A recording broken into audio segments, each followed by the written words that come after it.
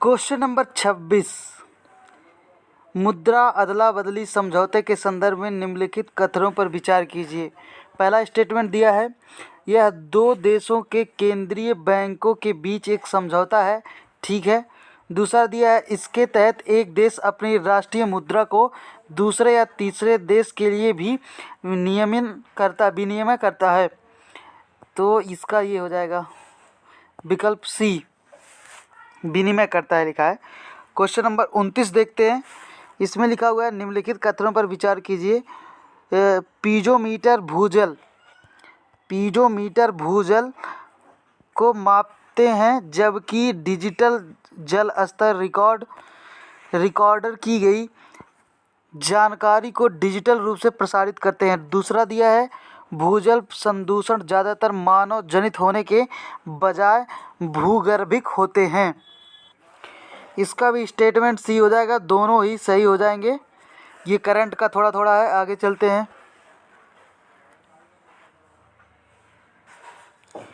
निम्नलिखित युग्मों पर विचार कीजिए। पहला दिखा है कोप इंडिया, ये संयुक्त राज्य अमेरिका, सही है।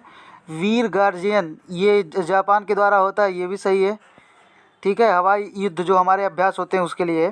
पिच ब्लैक, ये ऑस्ट्रेलिया के साथ होता है। तो तीनों ही विकल्प सही हैं, आंसर हो जाएगा डी। आगे चलते हैं। 30 का क्वेश्चन, निम्नलिखित कथनों पर विचार कीजिए। कैलोरी खपत आधारित निर्धनता आकलन में परिवर्तन। दूसरा दिया है, ग्रामीण और शहरी भारत में एक समान पॉवर्टी लाइन बास्केट। तीसरा दिया है, मूल्य आयोजन के साथ स्थानिक और सामयिक मुद्दों को हल करने के लिए मूल्य समायोजन प्रक्रिया समझौता। चौथा दिया है, निर्धनता का आकलन करते समय स्वास्थ्य और शिक्षा पर किए जाने वाले निजी व्यय का समावेश। और पूछ रहा है, निर्धनता के आकलन हेतु समीक्षा पद्धति के लिए गठित तेंदुलकर समिति द्वारा प्रयुक्त की में से कितनी सिफारिशें की गई थी। तो सभी सिफारिशें तेंदुलकर समिति में की गई थी। विकल्प नंबर हो जाएगा डी। आगे देखते हैं। भारतीय रिजर्व बैंक द्वारा बेसल मानक को मुख्यतः प्रस्तुत किया जाता है वित्तीय तनाव से उत्पन्न होने वाले आघातों को अवशोषित करने हेतु बैंकिंग क्षेत्र की क्षमता में सुधार हेतु। यही सही है, विकल्प नंबर ए।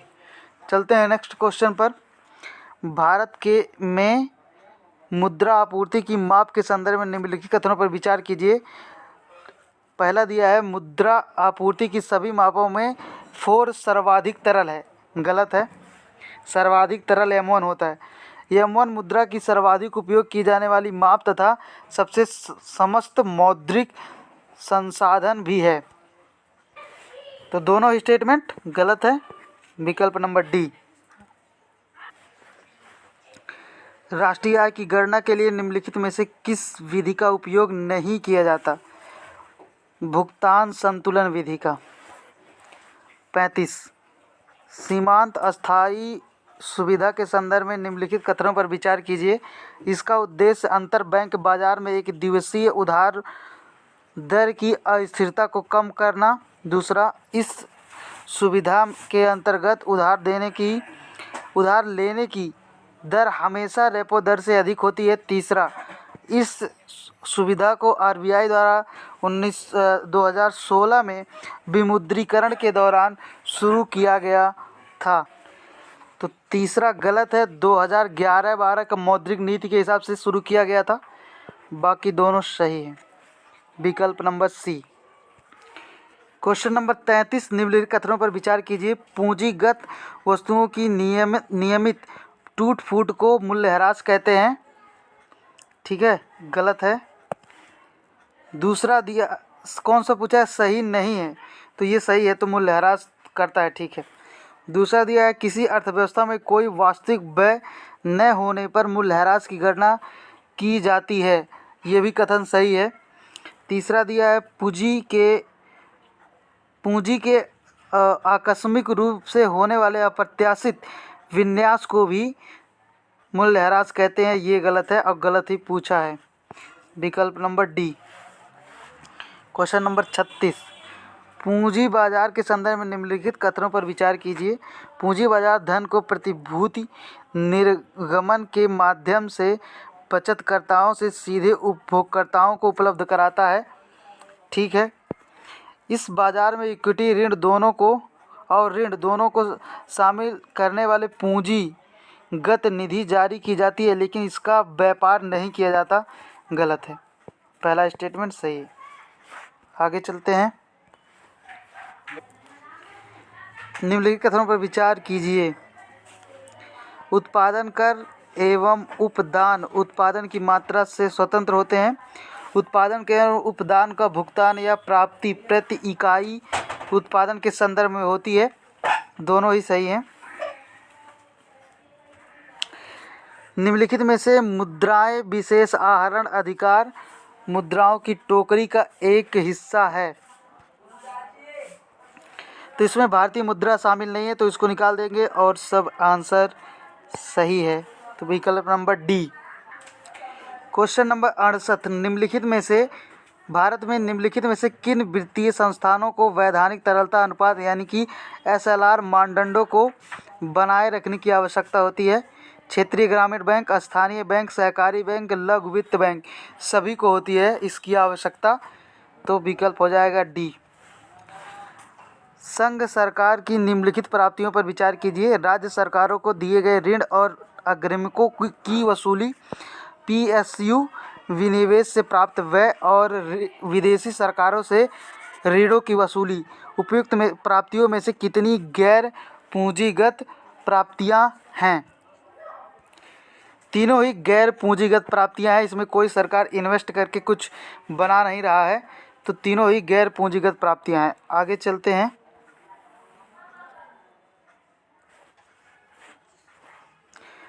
इस प्रयोग में ऐसे डिटेक्टर शामिल होते हैं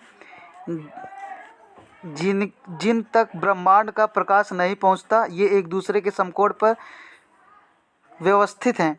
हाल ही में केंद्रीय मंत्रिमंडल ने महाराष्ट्र के इस तरह की एक उन्नत सुविधा निर्मित करने के लिए एक परियोजना को मंजूरी दी। ऐसा करने में भारतीय विज्ञान और प्रौद्योगिकी द्वारा क्वांटम सेंसिंग और मेट्रोलॉजी के एक महत्वपूर्ण उपलब्धि हासिल करने की संभावना है।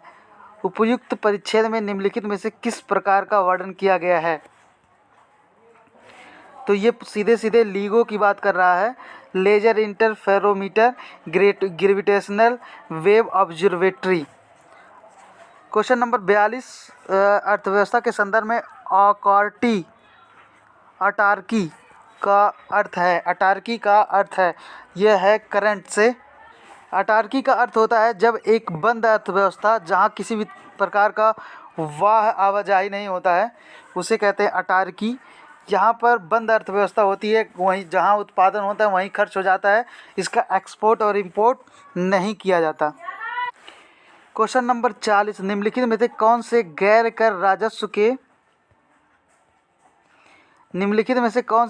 कर राजस्व के प्रमुख स्रोत हैं? संचार सेवाओं के लिए शुल्क, लाइसेंस शुल्क, ब्याज और जुर्माना और शास्ति। तो गैर कर राजस्व पूछा है, तो गैर कर राजस्व चारों ही गैर कर राजस्व हैं। आगे चलते हैं। निम्नलिखित कथनों पर विचार कीजिए। ऐसी संभावना है कि 2026 के अंत तक विश्व आर्थिक सर्वाधिक आबादी वाले चीन को पीछे छोड़ देगा। ये गलत है, अभी छोड़ दिया है। 65 वर्ष से अधिक आयु की तुलना में भारत 0 से 14 आयु की वर्ग की संख्या में अधिक है। ये हो सकता है। तीसरा क्या दिया, पहला निकाल देते हैं, ये दोनों निकल गया। चीन की तुलना में भारत की जीवन प्रत्याशा बेहतर है, ये गलत है। तो तीसरा भी गलत हो गया है, तो बी सही हो जाएगा। विकल्प नंबर 2, केवल ये वाला सही है बस। मार्केट के इन क्रिप्टो एसेट के संदर्भ में निम्नलिखित कथनों पर विचार कीजिए। इसे यूरोपीय संघ द्वारा मुख्य अनियमित क्रिप्टो करेंसी बाजारों को सरकारी विनियमन के तहत लाने के लिए अनुमोदित किया जाता है। यह यूरोपीय सेंट्रल बैंक द्वारा जारी केंद्रीय बैंक डिजिटल मुद्राओं को भी विनियमित करेगा। तो ये डिजिटल मुद्राओं को विनियमित नहीं करता है, विकल्प हो जाएगा ए। 47 निम्नलिखित कथनों पर विचार कीजिए। वास्तविक सकल घरेलू यानी कि जीडीपी परिवर्तन देश के उत्पादों के उत्पादन में परिवर्तन को व्यक्त करता है।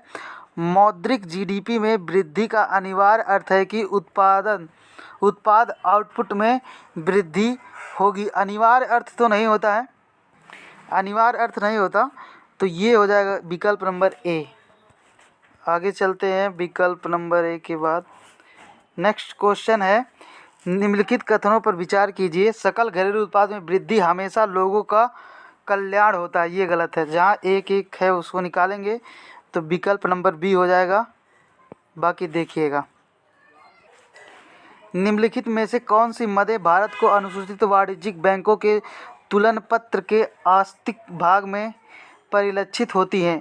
अग्रिम ऋण, बैंक द्वारा आधारित निवल मियादी जमा, बैंक द्वारा आधारित सरकारी प्रतिभूति या और CRR यानी कि कैश रिजर्व रेशियो की बात कर रहा है। तो इसमें केवल ये बैंक द्वारा आधारित निवल मियादे जमा जो होती हैं इसको निकाल देंगे, बाकी सब सही है। विकल्प नंबर बी। क्वेश्चन नंबर 49, निम्नलिखित में से कौन सा प्रवाह परिवर्त नहीं है? नहीं है बोला है तो धन जो होता है वो प्रवाह यानी कि वेरिएबल नहीं होता, ये हो जाएगा। यानी कि अगर 100 का नोट है तो 100 का ही होगा, अगर गोल्ड आप लेंगे तो वो वेरिएबल होता है, ये हो जाएगा। नेक्स्ट क्वेश्चन दिया है, हाल ही में निम्नलिखित में से बिहार की चावल की किस किस्म को विशिष्ट सुगंध और स्वाद के लिए भौगोलिक संकेत का यानी कि GI टैग दिया गया है? तो ये मिर्चा चावल को दिया गया है GI टैग। नेक्स्ट क्वेश्चन है, निम्नलिखित कथनों पर विचार कीजिए। वास्तविक प्रभावी विनिमय दर दो देशों की वस्तुओं का सापेक्ष मूल्य है। सांकेतिक प्रभावी विनिमय दर दो देशों के मुद्राओं का सापेक्ष मूल्य है। हाँ, तो इसमें दोनों उल्टा लिख दिया है, एक का विकल्प हो जाएगा डी।